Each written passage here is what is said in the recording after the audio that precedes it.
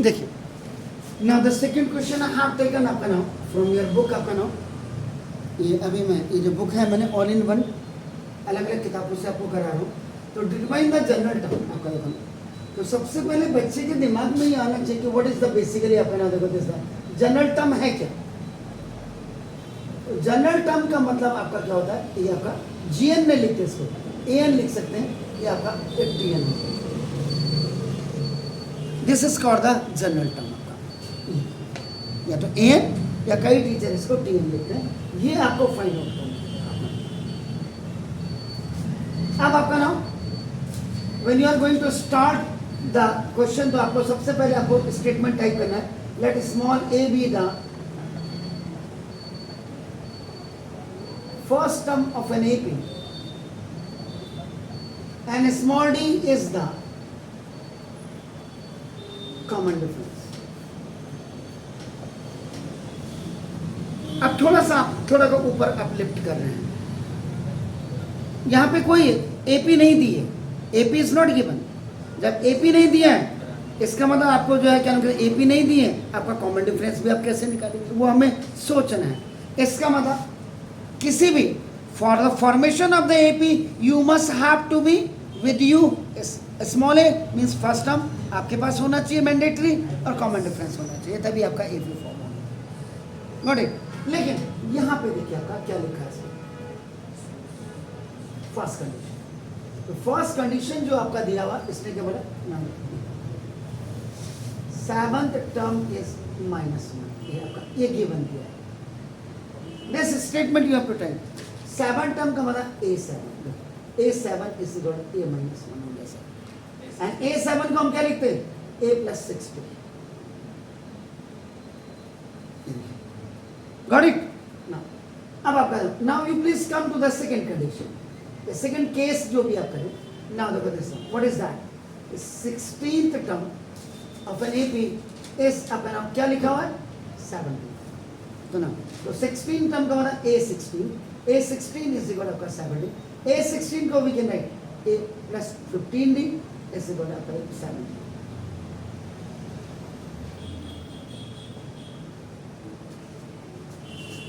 अब आपने जो फर्स्ट चैप्टर आपने सेकंड चैप्टर आपने पढ़ा है लीनियर इक्वेशन इनटू वेरिएबल, उसमें से अपना थर्ड है अच्छा, तो आपका देखो थर्ड में आपको इसको सॉल्व आप किसी भी मेथड से आप कर लीजिए, तो आप करें यहाँ पे अब आपका solving equation number 1 and equation number 2 bye eliminating method. किसी एक को तो ये मंच छोड़कर जाना पड़ेगा, A plus 6D। तो नाउ देखो दिस, अब आप करो A plus ये 6D equal to -1 is the first equation, and then A plus 15D is 17, ये आपका दूसरी equation। When you have to change the sign, आप यहाँ पे लिखते on subtraction, ये माइनस लिखा लास्ट -15 and -6 कितना हुआ सर? इसमें क्वेश्चन में कहीं गड़बड़ तो 17 ही है, ठीक है कोई बात नहीं, कोई तो ये कितना होना -15 में से 6 क्या कितना होना -8D नहीं 15 में से 6 8 क्यों होगा?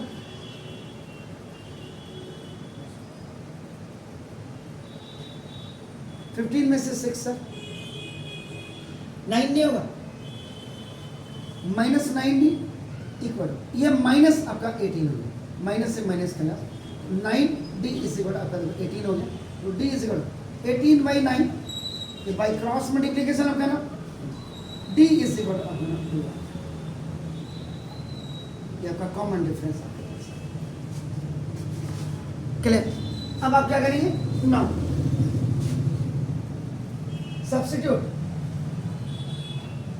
The value of D is equal to in either any equation, आप किसी में भी रख लीजिएगा, मैं इसमें इक्वेशन नंबर 1 में आपका रख रहा हूँ A plus 6D equal to -1, आपका देखो A प्लस 6 इंटू D की वैल्यू आपका 2 और -1 इक्वल टू सॉरी चेक कर लीजिएगा कहीं गड़बड़ तो नहीं है ना।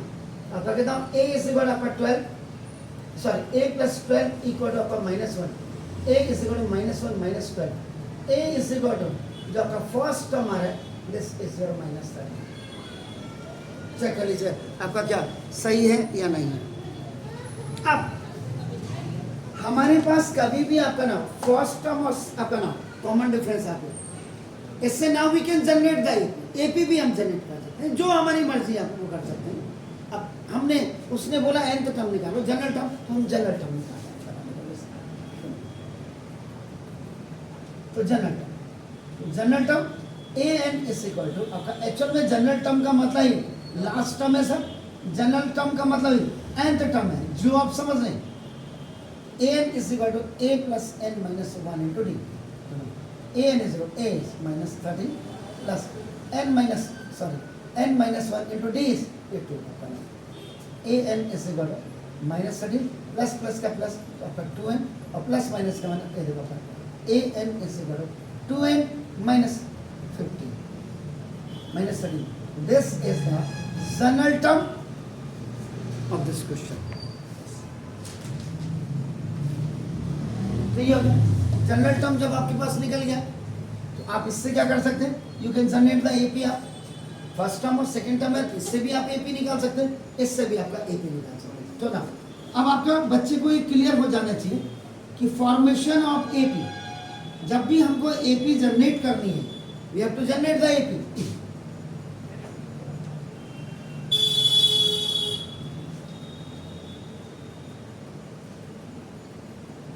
हमारे पास या तो हमारे पास जनरल टर्म होना चाहिए या और हमारे पास first term with common difference आपका होना चाहिए। तो ये आपका नाम हमारी आपका एपी आपकी फॉर्मेशन, ठीक हो गया। और जब हमारे पास एपी जनरेट होकर के आ गया, एपी अगर हमारे पास है, इससे हम क्या क्या कर सकते हैं, इससे हम जनरल टर्म भी निकाल सकते हैं। देखो जनरल टर्म भी हम निकाल सकते हैं, सम ऑफ टर्म एसएन भी हम निकाल सकते हैं। इससे हम एपी हमारे पास तो फर्स्ट टर्म भी हम निकाल सकते हैं, हम आपका ना कॉमन डिफरेंस भी हम निकाल सकते हैं, हम SN-1 भी हम निकाल सकते हैं, हम AN-1 भी हम निकाल सकते हैं, और आपका D is equal to AN-1 भी हम निकाल सकते हैं। और आपका AN निकालने के लिए अगर हमने SN निकाला, SN-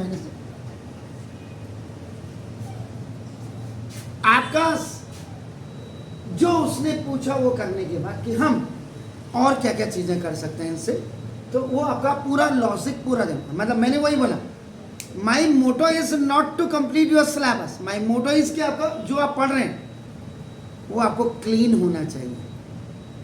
आप कैंडल है ना, तो कैंडल है तो कैंडल को हमने लिट करना है। वो कैसे करना है, हम एक ही तिल्ली है, वो तिल्ली भी आपकी बिल्कुल इग्निशन टेम्परेचर भी हमने देखना है। और ये भी सोचना कि अब मेरे पास तो अब दिया सलाई है ही नहीं आगे, एक ही तिल्ली से मैं कैसे चलूँ। मतलब ऑल द सर्कमटेंसेस आपका, ऑल द सर्कमफ्रेंसेस हमने सब कुछ देखना है, कंडीशंस हमने देखनी है, इफ देन एल्स हमने देखना है। उसमें अपना बच्चा कितना कोप अप कर पा रहा है, बच्चे की समझ में कितना आ पा रहा है, बच्चा अगर नहीं समझ पा रहा तो क्यों नहीं समझ पा रहा है, हमारी कमी है या उसकी कमी, ये सारी चीज़ें हम इसमें नेगेटिव पॉजिटिव देख करके तब हम सर्च करेंगे, तब हमें आगे बढ़ना चाहिए। आजकल सिलेबस खत्म कर दो, ये खत्म कर दो, इसी में है ध्यान। तो ये